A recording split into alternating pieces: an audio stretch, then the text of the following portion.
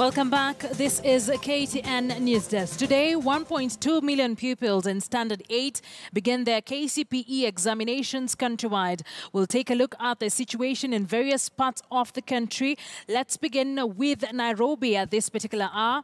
And our reporter, Zinzi Kibiko, now joins us live with that update. Zinzi, you've been doing a spot check in various schools in the city. What have you seen?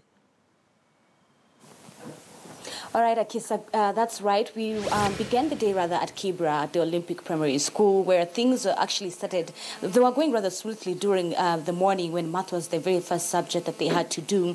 But there at Kibra, when we talked to Roslyn, who is the supervisor, she did tell us that they had to start the exam about 5 minutes late due to the tension within the school area.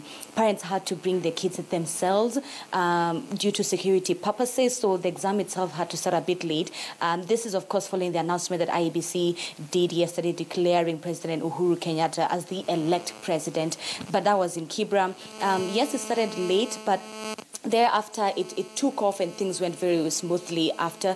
We can also say 2 students did not sit for that exam, that specific exam. Reasons are unknown. So if you compare Kibra Olympic Primary School to that of Kawangware, where we also went to Kawangware Primary School, another zone, Kawangware in itself, that has experienced tension during this election season, they actually started the exam on time. And on top of that, they had counseling for students yesterday at Kisa, just to help them prepare, but also get them in the right mind frame. We also spoke to the supervisor who was there by the name Martha, and Martha told us they had only 2 students who did not sit for the exam, reason being that they had transferred. Otherwise, everything is quite smooth from the observation that we've been able to do.